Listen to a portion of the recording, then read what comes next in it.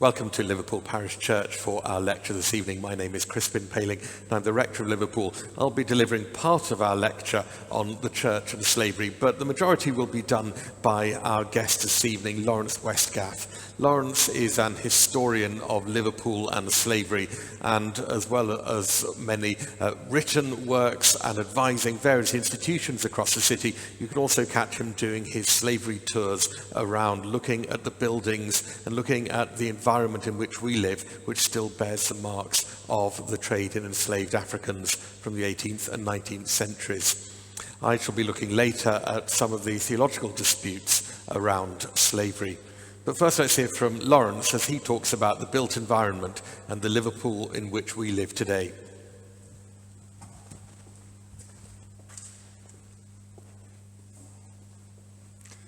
Thank you, Crispin, and hello everybody. The topic of my talk tonight will be Liverpool, slavery and the Anglican Church, just looking at how wealth from slavery and the slave trade helped to develop Liverpool and its ecclesiastic buildings. So I'm starting with a quote from quite a well-known cleric, a man called Reverend William Bagshaw Stevens, who's also a poet. And he came to Liverpool in 1797, and he said, "Throughout this large-built town, every brick is cemented to its fellow brick by the blood and sweat of Negroes." So I'll just be describing kind of how that does make sense for how Liverpool developed during the period. Before we get into that, we have to talk about the growth of Liverpool and how Liverpool was really transformed during the 18th century. In 1650, Liverpool was only a tiny little hamlet, really. It had about 1,250 people. It wasn't even a distinct parish. All we had was this church here, although not this building, which was a chapel of ease to the Mother Church out at Walton. If you wanted to go and worship in Liverpool's Mother Church, you had to walk all the way to Walton in order to do so, about 5 miles. Between 1650 and 1700, Liverpool begins to see its great growth. And this growth is really due to the importation of cash crops from the Americas, initially tobacco, then sugar primarily. These were the two crops that really saw Liverpool grow during the middle of the 17th century. Between 1650 and 1700, the population goes from about 1,250 people to between 4,000 and 5,000 people. And in 1699, a very auspicious year for the town, Liverpool finally becomes its own parish. That also sees the beginning of the transportation, well, certainly the legal transportation of enslaved Africans. Liverpool merchants had been involved in the early years of the 1690s in what was then the illegal trade, because the Royal African Company still held the monopoly up until that period. But by about 1699, Liverpool is starting to take out its first legal ships in the slave trade. Then between 1700 and 1800, Liverpool's population goes from about 5,000 people to about 80,000 people. Now that might not seem like a large figure today, but that meant that Liverpool in 1800 was the second largest conurbation in the country. Only London had a larger population. And this was very much brought about by people coming here from other places. Liverpool, obviously those types of population increases couldn't have been done through natural increase. They had to have been done through people coming here from other places, and that was because Liverpool was becoming a very important trading hotspot. Again, between 1800 and 1900, Liverpool sees another massive growth in its population. It goes from about 80,000 people to about 750,000 people. So again, this growth during the 18th and 19th centuries was very much through trade. And much of that trade was trade in the goods produced by enslaved people. Due to this, Liverpool is what I consider to be the quintessential city of empire.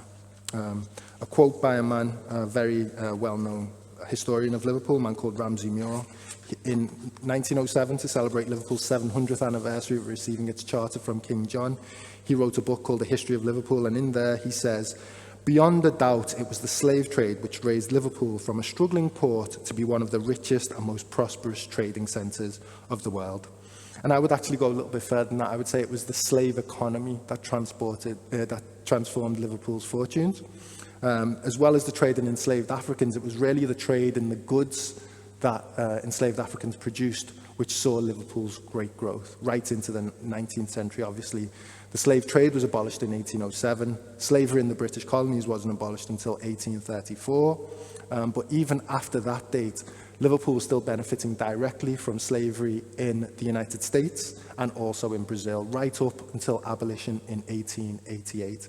So you can see how the Liverpool's economy continued to benefit throughout the 19th century. Now, this is something that has been obscured by certain historians. One historian, a man called Michael Power, he actually wrote mentioning that it was the trade in cotton, tobacco, and sugar that was important for the growth of Liverpool, probably just as important as the trade in enslaved Africans.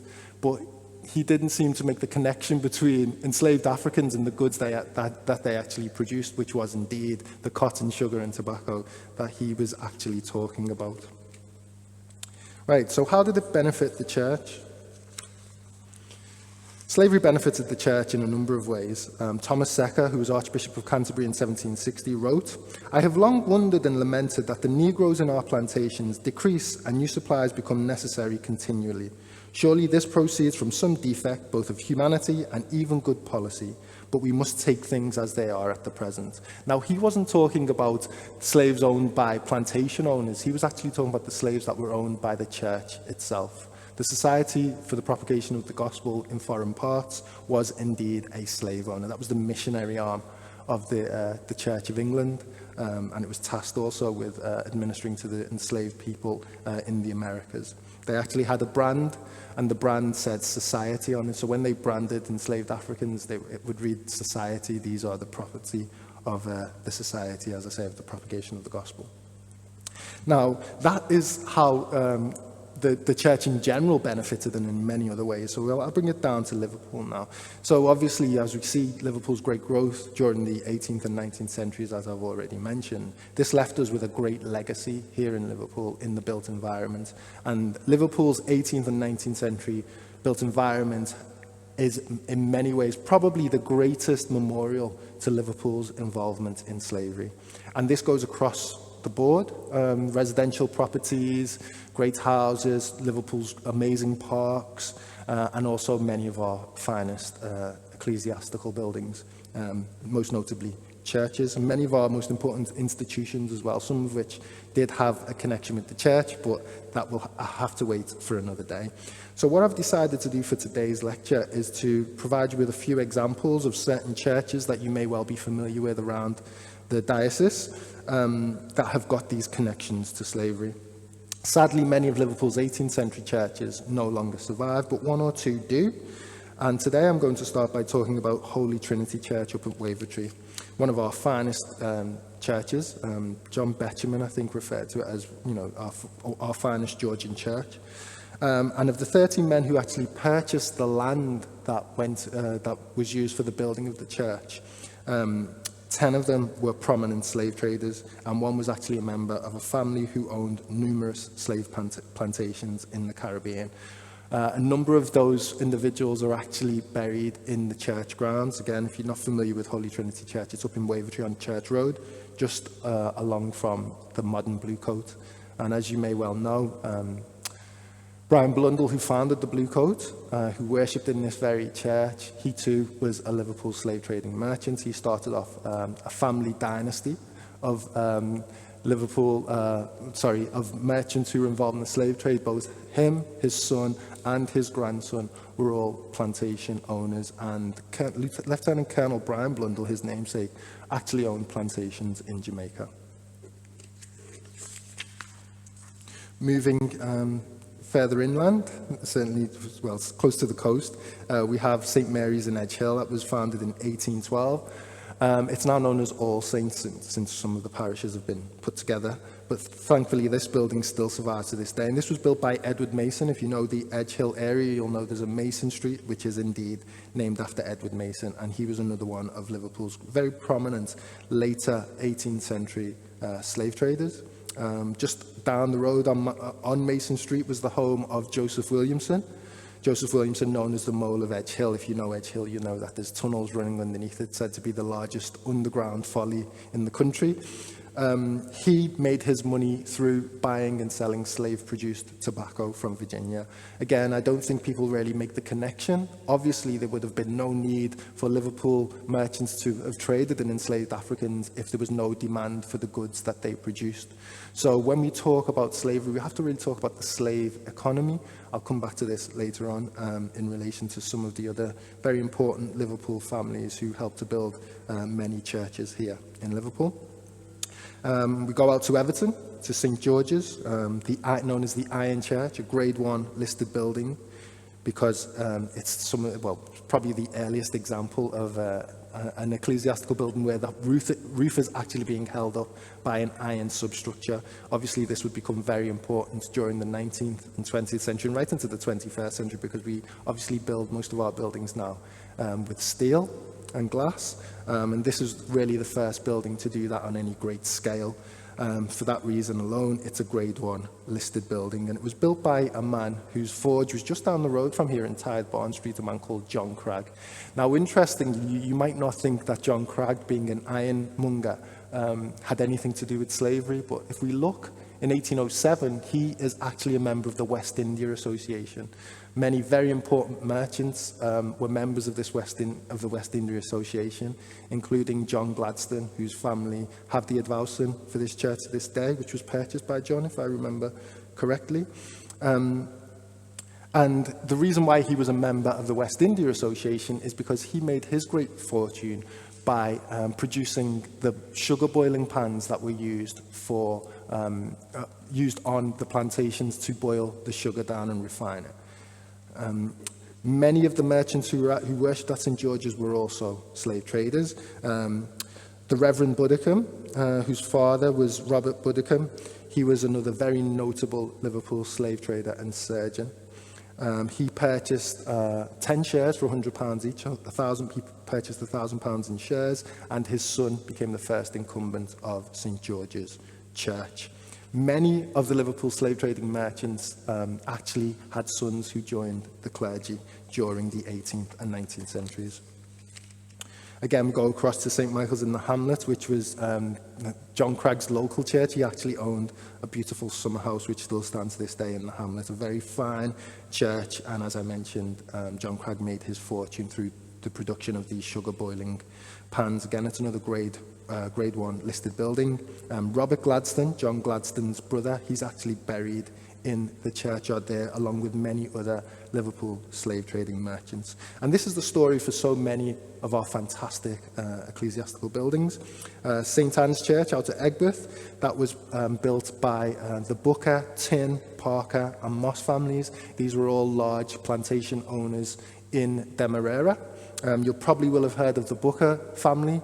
Yes, the Booker Prize is actually named after the Booker family who set up the company in 1835. When John Berger won the award in 1972, he castigated Bookers for the role that they'd played in exploiting the workers of Demerara. They were also one of the first families to introduce what was called coolie labour to Demerara, along with the Gladstones. Actually, in Parliament, William Gladstone was teased by his contemporaries because his family had made money from what they called the Gladstone slave trade, and this was the importation of Asian labour into the Caribbean to replace the freed slaves who John Gladstone had to free when slavery was abolished in 1834. Now we're going across the river over to Wallasey, and this just shows how wealth from slavery helped to develop the other side of the Cheshire side of the Mersey. Here we have the beautiful St John's Church, sadly derelict, stunning church. It's a real shame that it's derelict. And this was built by a man called John Tobin. John Tobin was a Liverpool slave ship captain who then went on to become a slave ship owner. And then once the slave trade was abolished in 1807, he didn't cease to trade with West Africa. He then got involved in what was called legitimate trade, and he exchanged the trade in human beings for the trade in palm oil. And obviously we know about the great tradition of the Wirral in palm oil. It was really established by men like John Tobin and also Charles Horsfall, who I will mention in a second. John Tobin, he bought what is now Central Park, Central Park, Wallasey, and this was where he basically built his country house. He lived at Oak Hill out in Broad Green, and he had a beautiful house just literally. This church is built on the borders of Central Park, and he then built this church, and his son, Reverend Tobin, became the first incumbent there at St. John's. Just coming on to the Horsfall churches, probably the Horsfalls are the family most well known in Liverpool for the building of churches. They built a number of churches, about 6 I think, which survive in the city. Charles Horsfall, he was a slave plantation owner who received compensation, received about £11,000 in compensation for the slaves he had to free when slavery was abolished in the Caribbean in 1834. Again, many Liverpool merchants benefited directly. John Gladstone received more money than any single individual. He received over £100,000 in compensation for the more than 2,000 enslaved people that he had to free on his plantations in Jamaica and Demerara. Charles Horsfall, he worshipped at St. George's, Everton, and when he died, he built a church. In 1846, when he died, the family built a church in his honour, and that then became a tradition within the family. So some of our finest churches, as I say, in the south of Liverpool, St. Agnes's, Linnet Lane Church, and a number of others, St. Margaret's of Antioch, as you can see here in the current slide. These were all built by the Horsfall family. Robert Horsfall paid for St. Margaret's, and St. Margaret's is a church that I have a family connection with. They currently have a display up talking about these links between the Horsfalls, St. Margaret's, and slavery in the Caribbean.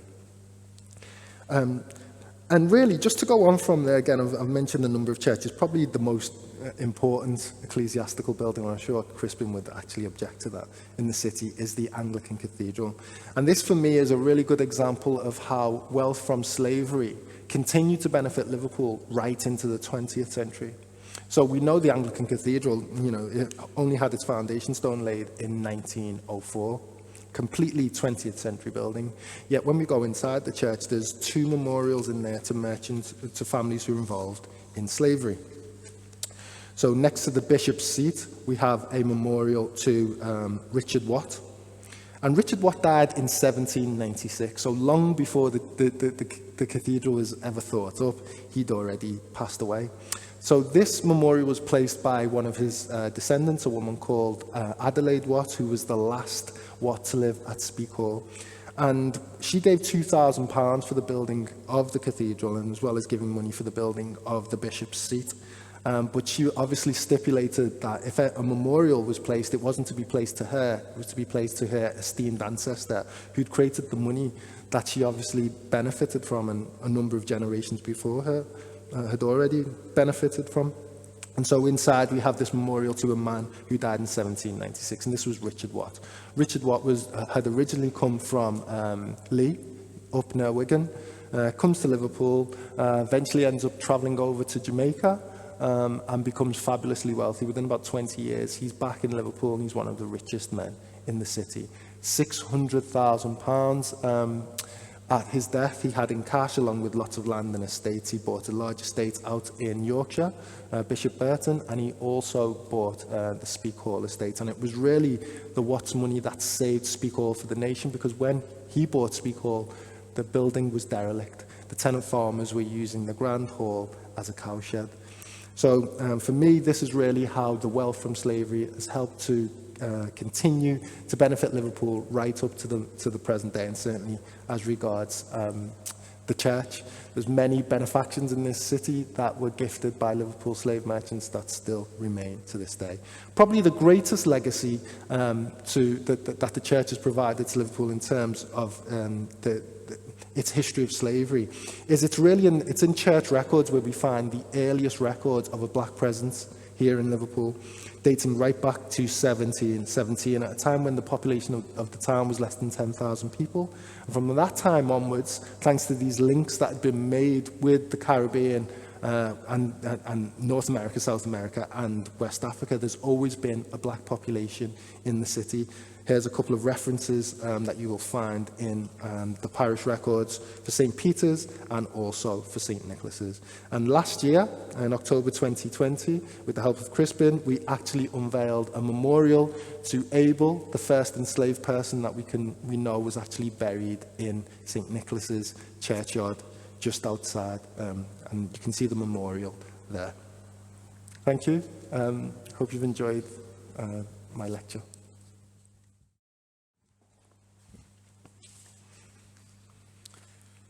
Thank you. Well, the institutional associations between the church and the trade in enslaved Africans were many and varied, and Lawrence has also told us about how some of the individual clergy were involved both in the trade itself and also in the tacit condoning of it through silence.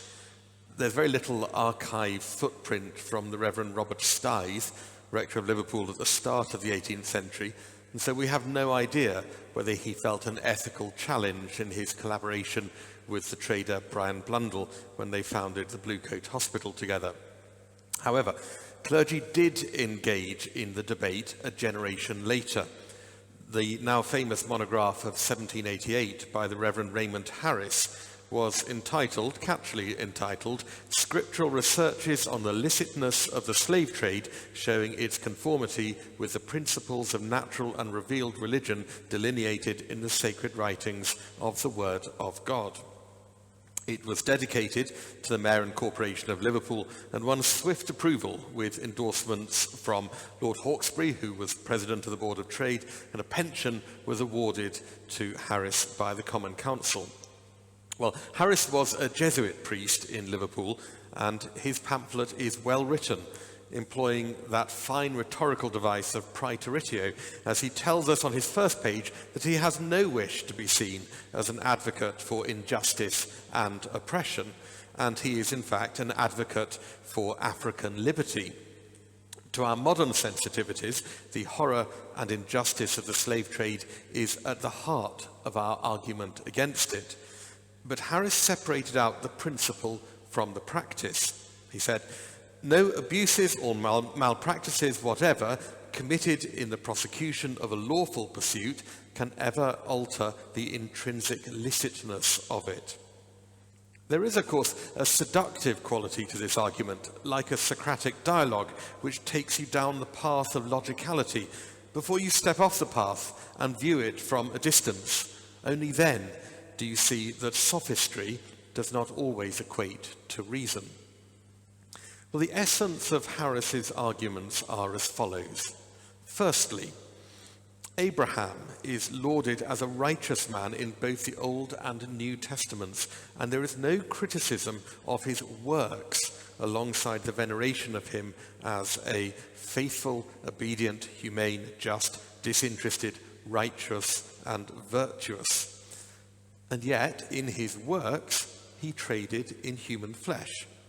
And this was not seen as a cause for condemnation amongst biblical authors. Positive approbation, says Harris, is therefore the sanction of divine authority.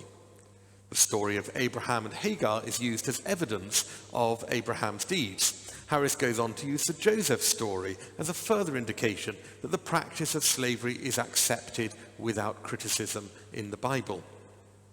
Secondly, Harris says that if his first argument is about the patriarchs in Genesis, then the second argument is about the Mosaic law.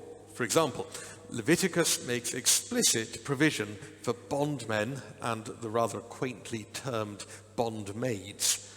There is no doubt that Harris was correct in recognizing the uncorrected approbation of slavery within Mosaic law. Now, before moving on to Harris's third argument, we should step back from the path and look at his selective use of material. Firstly, he explicitly equates the term bondman and similar to slavery, saying that it is, quote, perpetual and unlimited bondage, bondage for life. We might dispute this assimilation because whilst he says that some were bonded for a fixed period, and immediately we think of someone like David bonded to Laban, others were bonded for life. But it seems to me that there is a distinction between slavery and being bonded. And even if you wish to condemn both, they should still be considered separately. Secondly, he ignores the Levitical principle of a Jubilee year, when bondmen could be released. But we wonder, perhaps slaves were not. The Bible is silent. And so Harris's third argument is more interesting because he accepts that the New Testament is largely silent on slavery. Opponents of the trade, he argues, take silence as disapproval, whereas he suggests that if the trade were a threat to salvation, then the New Testament would be explicit in condemnation. Silence, therefore, should be read as assent. Well, how delighted some of the prominent people of Liverpool must have been with this pamphlet. Let us remember that the practice of Christianity was by and large genuine and heartfelt, and so assistance in assimilating faith with the murkiness of their day jobs was to be welcomed. In this pew plan of St. Nicholas's Church, where we're standing now, we can see, it's from the second half of the 18th century, we can see a number of names of traders. The Earl family, James Gildart, Jonathan Blundell, there are others. Whilst this pew plan is contemporary with Harris's pamphlet on the licitness of the slave trade, there were others in the city who were outspoken in their opposition to the slave trade, and the most prominent, of course, was William Roscoe, who wrote a rebuttal to Harris, which used Harris's own methodology. That is to say, he found instances of practices considered unsavoury and illustrated their uncritical appearances in Scripture. Just to hammer home the point, he put each practice in large capital letters, such as this section entitled Incest, pointing out the various instances of that in Scripture. Unfortunately, Roscoe also makes some very poor arguments, such as suggesting that Harris was right that slavery had divine permission, but only amongst the Israelite people at that particular time. It is a response of mixed and varied argument, some of which hit their mark and some of which don't. A more interesting response to Harris came from the Anglican priest, the Reverend Henry Dannett, who was the minister at St. John's Church in the parish of Liverpool, remembering that by the 1780s there were 9 churches in the parish, presided over by 2 rectors. St. John's was just next to where St. George's Hall now stands. And Dannett gives a far more learned response, though sweeping up his other intellectual prejudices as well, likening Harris's arguments to Spinoza in his, and I quote, artful sophistry and fallacious reasoning. Most importantly, while supporting the inerrancy of Scripture, Dannett argues that we must interpret them with conscience. He says, "We are conscious of our own ideas of right and wrong and of our obligation to act up to them." In fact, Dannett was a true child of the Enlightenment. His pamphlet was published just 7 years after Immanuel Kant's Critique of Pure Reason, and his method reflects some of Kant's identification of a priori knowledge as something which is later articulated and understood.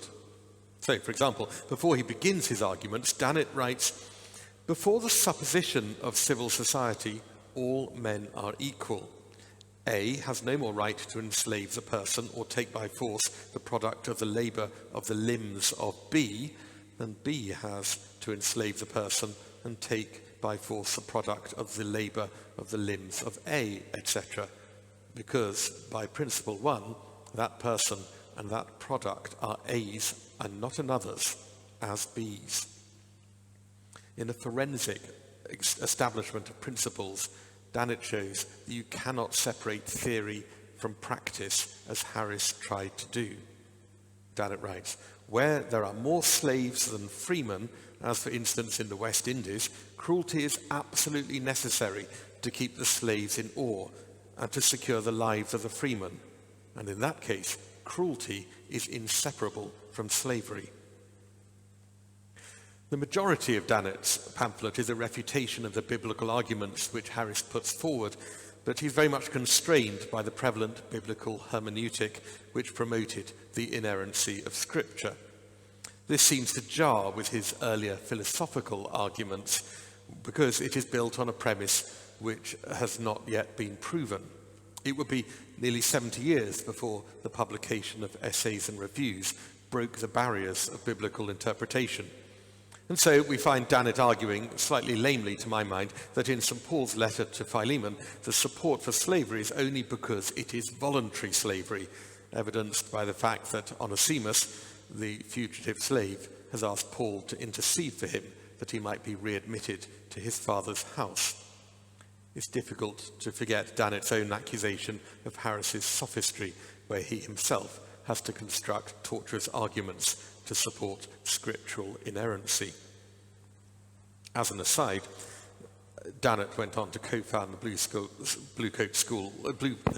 Dannett went on to co-found the blind school in Liverpool, and he became its first superintendent.